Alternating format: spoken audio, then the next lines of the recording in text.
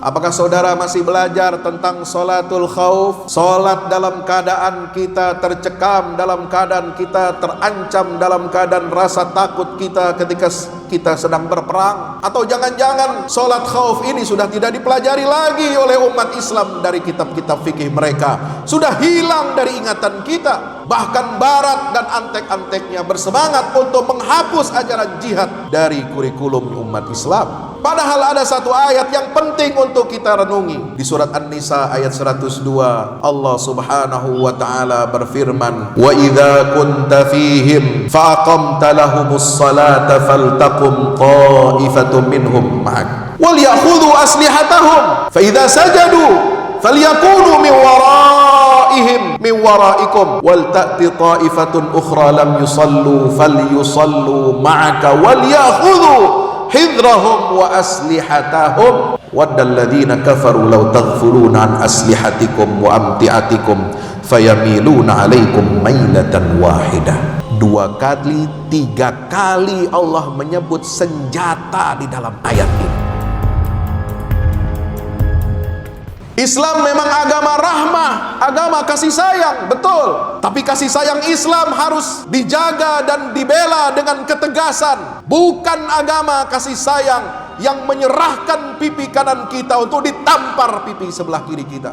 Bukan agama kasih sayang dengan cara kita diberi makan, diberi asupan makanan seperti hewan ternak, dibiarkan menjadi gemuk untuk disembelih pada akhirnya.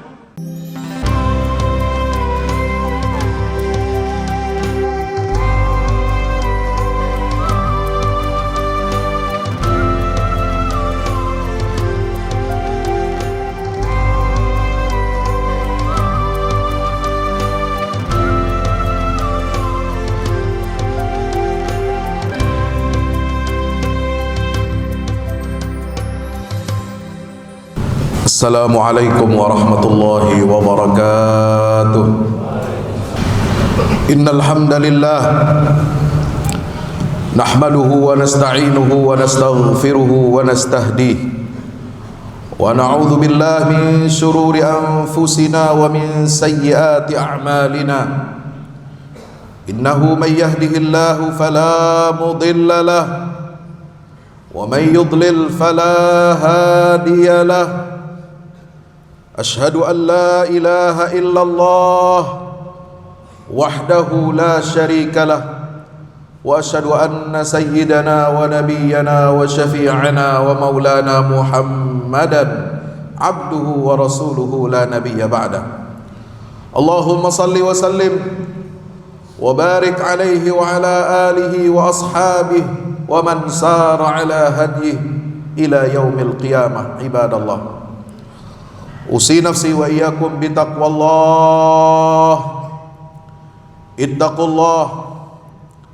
Ittaqullaha haqqa tuqatih wa la tamutunna illa wa antum muslimun. Ma'asyiral muslimin, jamaah Jumat yang insyaallah mudah-mudahan kita semua senantiasa diridhai dan dicintai oleh Allah Subhanahu wa taala. Bulan Syawal adalah bulan yang istimewa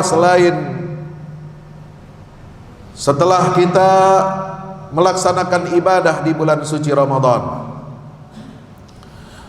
Bulan Ramadan adalah bulan Al-Quran yang istimewa, dan bulan Syawal adalah bulan jihad yang istimewa. Bulan Syawal adalah tempat pembuktian kita untuk semakin kita meningkatkan ketakwaan kita kepada Allah Subhanahu wa ta'ala dengan menjalankan semua perintah-perintahnya dan menjauhi larangan-larangan Allah Jalla Jalaluhu Subhanahu wa ta'ala. Setelah kita ditempa di bulan suci Ramadan dengan jihad melawan hawa nafsu, maka baginda Rasulullah sallallahu alaihi wasallam mengajarkan kepada para sahabatnya, di bulan Syawal adalah kesempatan untuk membuktikan jihad melawan hawa nafsu kita apakah betul-betul berhasil atau tidak. yaitu dengan jihad melawan agresi musuh, jihad mempertahankan negeri-negeri kaum muslimin, jihad untuk membela tanah-tanah suci umat Islam. Dan itulah yang telah dilakukan oleh saudara-saudara kita di Palestina lebih dari 1,5 tahun terakhir ini. Allahu Akbar, Allahu Akbar, Allahu Akbar, walillahil hamd. Ma'asyiral muslimin yang dimuliakan oleh Allah Subhanahu wa taala, tidakkah kita memiliki tanggung jawab moral untuk ikut membela dan mendukung jihad saudara-saudara kita untuk membela Masjidil Aqsa? Tidakkah kita memiliki rasa malu apabila ada di antara barisan kaum muslimin yang meminta kepada para mujahidin di Palestina untuk menyerah diri dan untuk menyerahkan serta melucuti senjata-senjata mereka? Kenapa pihak musuh yang anehnya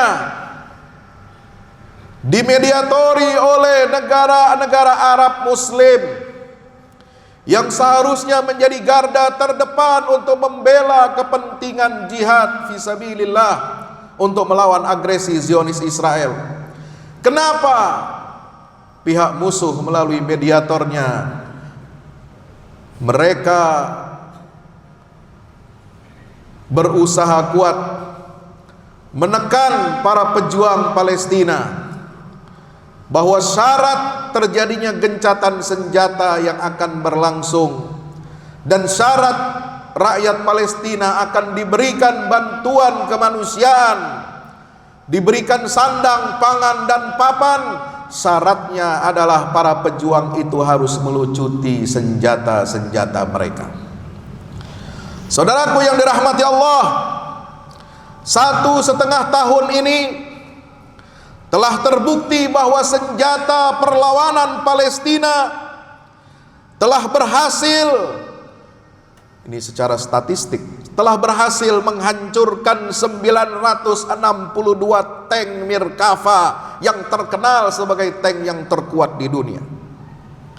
Telah menghancurkan 55 peralatan berat pengangkut tentara, 74 eskavator,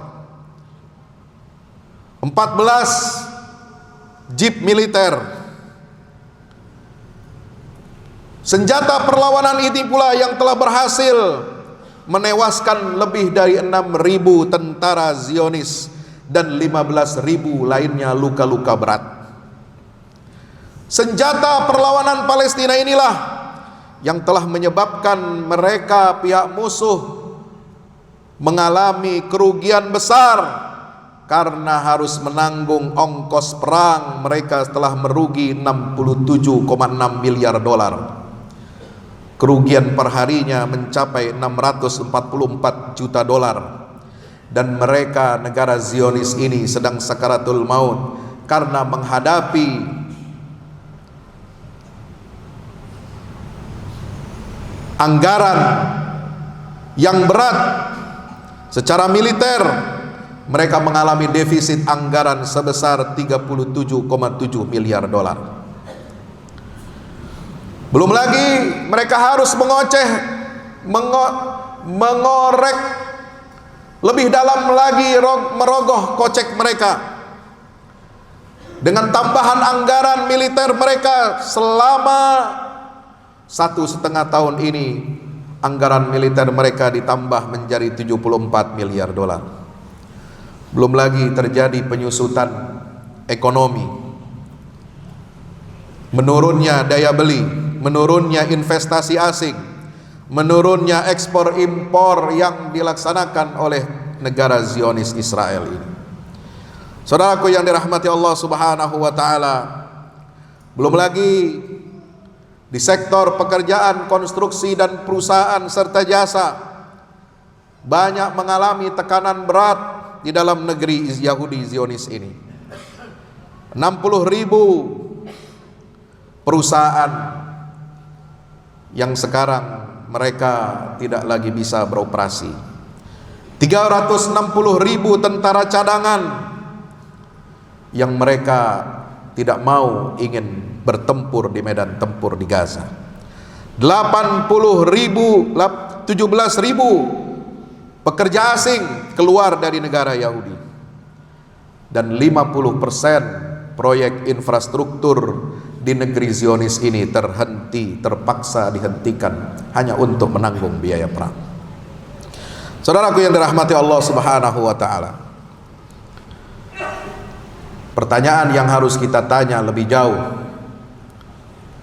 bahwa perang di Gaza ini bukan hanya sekedar perang untuk kita main dukung-mendukung, tapi perang yang terjadi di Palestina adalah perang kehormatan, perang harga diri, perang untuk membela situs-situs suci umat Islam.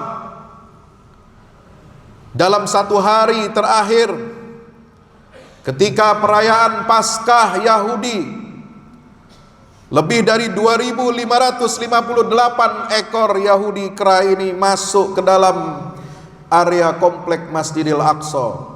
Dan dalam 4 hari terakhir sudah lebih dari 9.000 ekor yang masuk untuk menodai dan menistakan kesucian Masjidil Aqsa yang diberkahi oleh Allah Subhanahu wa ta'ala. Kita patut bertanya, apa yang menyebabkan dunia ini bertindak konyol, merengek-rengek, dan meminta kepada perlawanan Palestina untuk melucuti senjata mereka, padahal mereka tidak punya jet tempur, mereka tidak punya kapal induk, mereka tidak punya tank, mereka tidak punya armada tempur yang lengkap sebagaimana negeri Zionis. Antek-antek penjajah bilang, dan mereka berani berkata bertiak lantang, perlawanan Gaza senjatanya harus kita lucuti. Padahal dunia tahu secara militer, apalah yang bisa kita bandingkan senjata-senjata perlawanan Palestina ini di Gaza dibandingkan dengan senjata Israel dan pasokan-pasokan suplai senjata dari berbagai negara besar di dunia. Sebenarnya hadirin rahmati Allah, yang ingin mereka musnahkan bukan soal senjata fisik yang bisa kita beli kapanpun, bisa dibeli di black market, bisa dibeli dengan cara apapun, dengan kripto dan lain sebagainya. Tapi jiwa perjuangan inilah, jiwa perjuangan yang ingin merdeka inilah yang ingin mereka lucuti dari setiap perjuangan Palestina. Mengapa? Karena rahasia Gaza, rahasia perang Badai Al-Aqsa bukan persoalan tentang senjata canggih, tetapi perang 1,5 tahun terakhir ini berbicara tentang tekad yang terasah karena derita penjajahan selama puluhan tahun. Perang terakhir ini berbicara tentang jiwa-jiwa yang dibesarkan oleh nilai keadilan dan nilai akidah yang kokoh. Perang 1,5 tahun terakhir ini berbicara tentang tanah suci, kiblat pertama kaum muslimin yang dibela dengan darah dan air mata. Maka jangan lagi membual tentang senjata Gaza yang harus dilucuti. Apa yang membuat penjajah dan antek-anteknya di dunia Islam takut kepada perjuangan perlawanan Palestina? Jawabannya hanya satu: karena mereka memiliki kehormatan, memiliki dignity, memiliki tekad dan iman yang tidak bisa dijajah oleh pihak musuh. Inilah yang harus kita miliki, kesadaran yang tinggi, iman yang kokoh, tekad yang bulat bagi seluruh kaum muslimin dunia untuk keluar dari penjajahan asing, keluar dari penjajahan ekonomi, keluar dari penjajahan pemikiran, keluar dari penjajahan yang berbalut dengan berbagai macam baju dan berbagai macam slogan. Jamaah yang dirahmati Allah Ta'ala, Allah Subhanahu wa taala mengajarkan kepada kita sejak 1500 tahun yang lalu kurang lebih, mengajarkan kepada Rasulullah sallallahu alaihi wasallam, mengajarkan kepada para sahabatnya agar kita jangan sekali-kali meninggalkan senjata perlawanan kita. Apakah saudara masih belajar tentang sholatul khauf? Salat dalam keadaan kita tercekam, dalam keadaan kita terancam, dalam keadaan rasa takut kita ketika kita sedang berperang. Atau jangan-jangan salat khauf ini sudah tidak dipelajari lagi oleh umat Islam dari kitab-kitab fikih mereka, sudah hilang dari ingatan kita. Bahkan Barat dan antek-anteknya bersemangat untuk menghapus ajaran jihad dari kurikulum umat Islam. Padahal ada satu ayat yang penting untuk kita renungi. Di surat An-Nisa ayat 102, Allah Subhanahu wa taala berfirman, "Wa idza kunta fihim fa aqamta lahumus salata faltaqum ta'ifatun minhum ma'ak wal ya'khudhu aslihatahum fa idza sajadu falyakunu min waraikum wal ta'ti ta'ifatun ukhra lam yusallu falyusallu ma'aka wal ya'khudhu hidrahum wa aslihatahum waddal ladzina kafaru law taghfuluna an aslihatikum wa amti'atikum fayamiluna 'alaikum mailatan wahidah." 2 kali, 3 kali Allah menyebut senjata di dalam ayat ini. Islam memang agama rahmah, agama kasih sayang, betul. Tapi kasih sayang Islam harus dijaga dan dibela dengan ketegasan. Bukan agama kasih sayang yang menyerahkan pipi kanan kita untuk ditampar pipi sebelah kiri kita. Bukan agama kasih sayang dengan cara kita diberi makan, diberi asupan makanan seperti hewan ternak, dibiarkan menjadi gemuk untuk disembelih pada akhirnya. Tapi kehormatan kita, agama kasih sayang ini, agama Islam ini rahmatan lil alamin, dibingkai sedemikian rupa oleh Allah Subhanahu wa taala, dijaga supaya agama ini tetap eksis. Dengan bagaimana? Dengan kita senantiasa terus menerus waspada dan menyandang senjata kita. Ingat ketika Allah Ta'ala berfirman di dalam surah An-Nisa ayat 102 ini. Apa kata Allah? Apabila engkau wahai Muhammad berada di tengah-tengah mereka sahabatmu dan dalam keadaan takut diserang dalam pertempuran, lalu engkau hendak melaksanakan sholat bersama mereka, masuk waktu sholat ketika umat Islam sedang berjihad, bagaimana caranya? Allah ajarkan tata cara sholat khauf ini. Hendaklah segolongan dari mereka berdiri sholat bersamamu dengan menyandang senjata, wal ya'khudhu aslihatahum. Salat saja kita harus menyandang senjata. Tidak boleh kita lepaskan senjata itu. Apalagi sekarang musuh dan antek-antek yang menginginkan kita untuk melucutkan senjata saudara-saudara kita di Palestina. Kekonyolan macam apa ini? Saudara yang dirahmati Allah, jika mereka telah sujud, Nabi menyelesaikan rakaat yang pertama, fal ta'ti ta'ifatun ukhra lam yusallu falyusallu ma'ak, maka hendaklah barisan pertama, jamaah yang pertama yang menyelesaikan 1 rakaat itu mundur, lalu kemudian masuklah barisan yang lain untuk masuk ke rakaat yang kedua salat bersamamu wahai baginda Rasulullah sallallahu alaihi wasallam. Wal ya'khudhu hidrahum wa asliyatahum, tetaplah mereka waspada dan tetap menyandang senjata mereka. Kenapa demikian?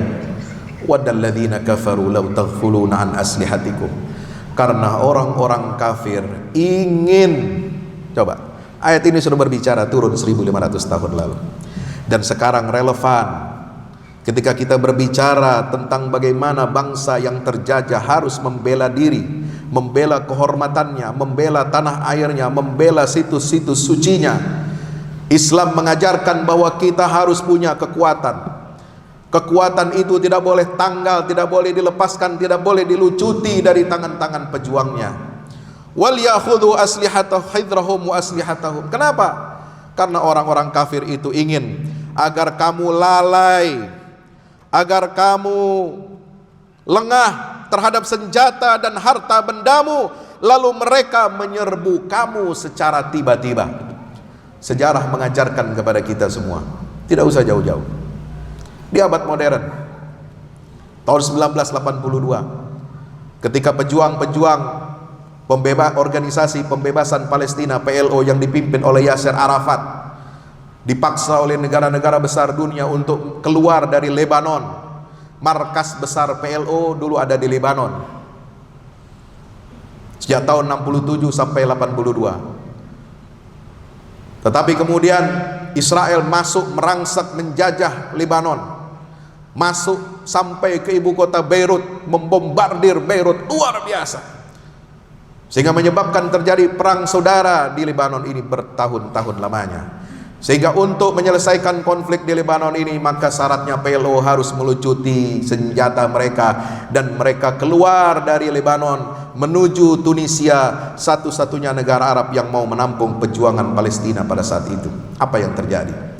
Mereka sudah dijanjikan, kalian keluar dengan aman, dengan selamat. Kalian akan keluar dengan selamat sampai ke negara tujuan.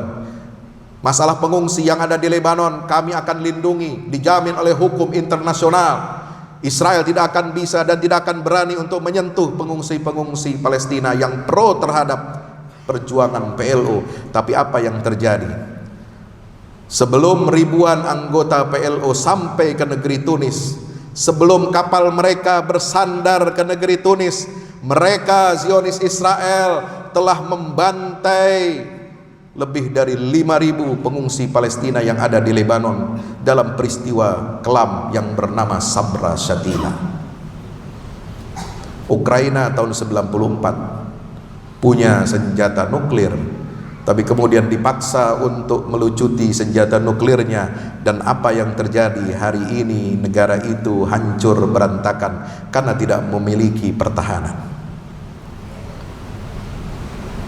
Banyak contoh yang harus kita jadikan ibrah.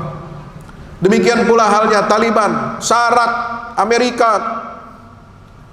kalau ingin berunding dengan Amerika dan kalian mendapatkan bantuan dari Amerika, para pejuang mujahidin Afghanistan ini harus melucuti senjatanya. Padahal Amerika sedang dalam keadaan lemah, mereka sudah terdesak. Apa pula mereka minta syarat untuk pelucutan senjata? Apa kata pemimpin Taliban waktu itu? Hanya senjata inilah yang membuat kalian bisa duduk mau bernegosiasi dengan kami di tempat perundingan damai ini. Karena tanpa senjata kita tidak akan bisa meluluskan semua syarat-syarat kita di meja perundingan. Tanpa kekuatan kita hanya menjadi kambing atau ayam yang siap untuk digiring ke meja penyembelihan dan untuk dihidangkan kepada musuh. Barakallahu li wa lakum fil Qur'anil azim. Wa nafa'ani wa iyyakum bima fihi minal ayati wa dzikril hakim. Aqulu qawli hadza fastaghfiru innahu huwal ghafurur rahim. Alhamdulillahi wahdahu sadaqa wa'dah wa nasara 'abdahu wa 'azza jundahu wa hazama al-ahzaba wahdah. Asyhadu an la ilaha illallah wahdahu la syarika lah wa asyhadu anna Muhammadan abduhu wa rasuluhu la nabiyya ba'dah. Allahumma salli wa sallim wa barik alaihi wa ala alihi wa ashabihi wa man tabi'ahum bi ihsanin ila yaumil qiyamah. Ibadallah, usi nafsi wa iyyakum bi taqwallah wa ta'atihi la'allakum tuflihun.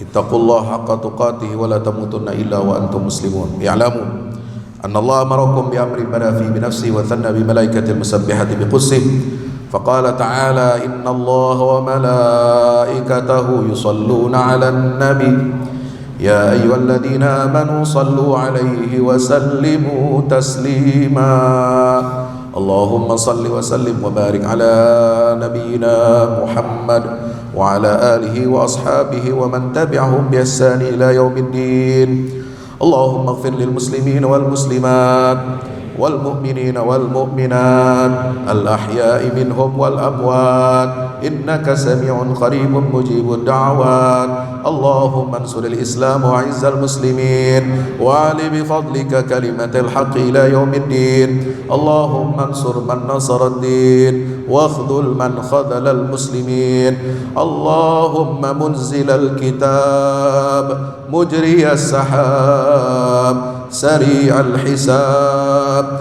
هازم الأحزاب اهزمهم وانصرنا عليهم برحمتك يا أرحم الراحمين اللهم وحد صفوف المجاهدين اللهم وحد صفوف المجاهدين وقوي عزائمهم واجمع كلمتهم على الحق يا رب العالمين اللهم عليك باليهود الغاصبين المعتدين اللهم عليك بإسرائيل ومن عاونهم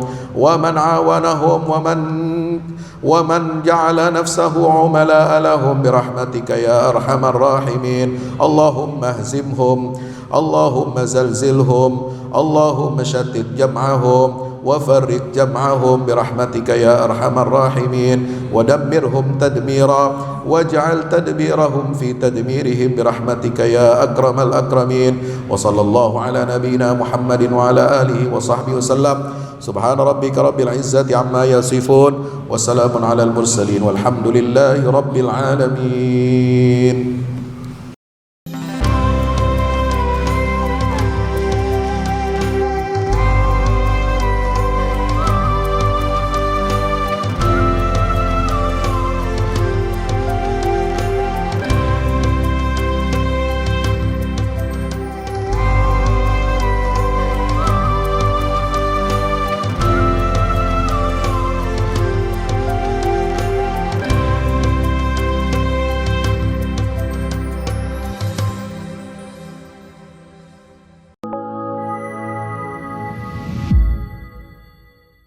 Yang terbaru dari Ustadz Fahmi Salim, buku Runtuhkan Zionis Rebut Baitul Maqdis, buku yang siap membuka cakrawala pikiran dan batin sahabat, sudah bisa dipesan sekarang juga. Hasil yang dicapai para mujahidin dalam pertempuran Badai Al-Aqsa 7 Oktober 2023 memiliki arti penting ataupun nilai strategis, bukan hanya dalam pembuktian bahwa kekuatan Israel bisa dikalahkan bahkan oleh pihak yang memiliki persenjataan jauh di bawahnya, melainkan juga dalam menyadarkan dunia Islam, terutama para pemimpinnya yang memilih menjadi penonton ketimbang membantu sesama saudaranya. Buku ini adalah salah satu bentuk dukungan dan ikhtiar dengan niat berjuang bersama-sama dengan mujahid Palestina. Tak sekedar memberikan informasi, membeberkan fakta atau data kepada halayak di Indonesia. Buku ini juga hadir untuk meluruskan tudingan bahkan fitnah terhadap para pejuang di sana. Betapapun kita berada jauh dari Al-Quds, melalui buku ini kita akan dapatkan bagaimana kita bisa memperoleh pahala yang sebanding dengan para pejuang di garda terdepan di negeri perlawanan Palestina. Dapatkan buku Runtuhkan Zionis Rebut Baitul Maqdis segera.